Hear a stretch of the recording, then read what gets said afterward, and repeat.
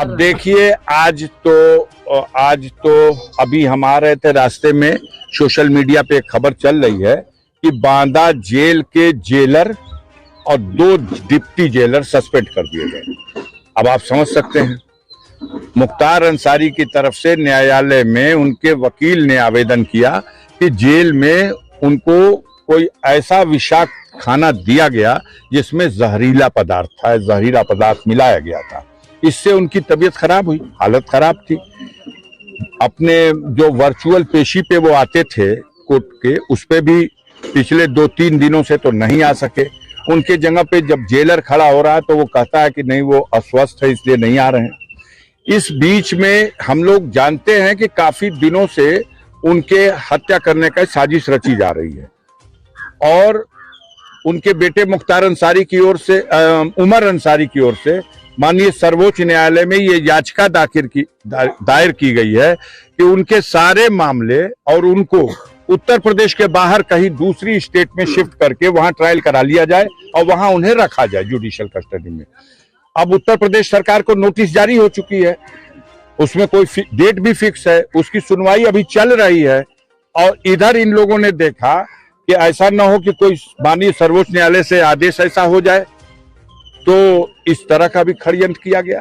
हमारा मानना है कि मौत का एक दिन निश्चित है, लेकिन शैतान कोशिश तो कर सकता है और तमाम तरह की उनको मिटाने की, उनकी हत्या करने की कोशिशें हो रही हैं। उसके पीछे एक बड़ी वजह, जो सबसे जरूरी वजह है, वो ये है कि ब्रजेश सिंह जो हैं, उनके खिलाफ 15 जुलाई 2001 में जब मुख्तार अंसारी पर उसरी में आक्रमण हुआ था तो उनके खिलाफ नामजद अभियुक्त बना करके त्रिभुवन सिंह, ब्रजेश सिंह पर मुकदमा दर्ज हुआ था। उसमें गवाही चल रही है।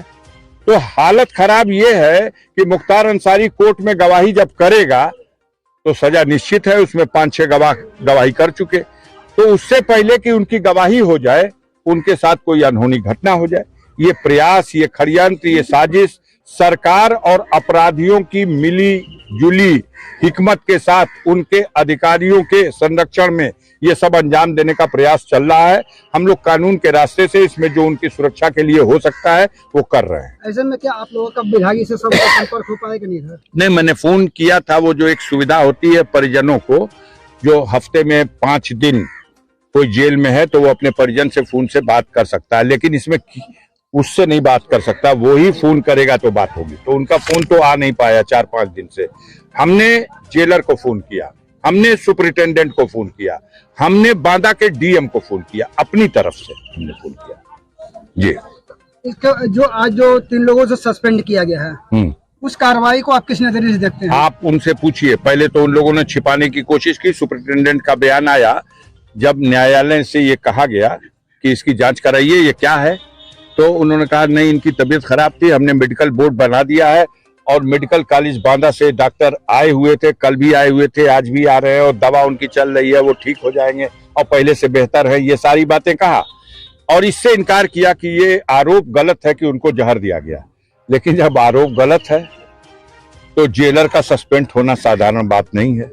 2 डिप्टी जेलर का सस्पेंड होना साधारण बात नहीं है।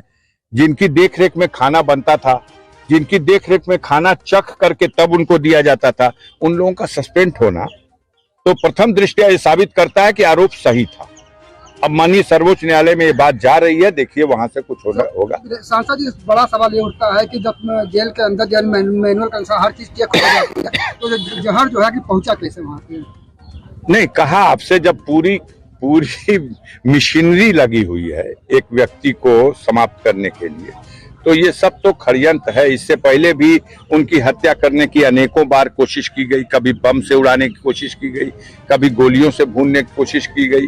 बिहार का एक दुर्दांत अपराधी लंबू शर्मा पकड़ा गया था आगरा में, वो भी गया था टिफिन में बम लेकर के कि उड़ा देंगे बम। में मिलने के लिए आया था कि मेरी माँ की आंख का ऑपरेशन कराने के लिए सहायता दे दीजिए, और उन्होंने चिट्ठी लेके आकर के और उनके अकाउंटेंट से वो पैसा भी ले गया अपनी माँ का ऑपरेशन कराने के बहाने से। और बाद में आया कि मेरी माँ का ऑपरेशन हो गया है, उसने आपके लिए खीर बना के दी है खाने के लिए। और जब मिलने के लिए जाना था तो टिफिन के एक डिब्बे में खीर थी और दूसरे डिब्बे में बंद था, लेकिन मारने वाले से होता है, बढ़कर है बचाने वाला। उसने भेद खुल गया, पकड़ा गया और सारा रहस्य खुल गया, सारा पता चल गया। तो उनको तो हर बार गरीबों करोड़ों लोग उनके लिए दुआ करते हैं और वही दुआ उनका कवच बन जाती है। तो वो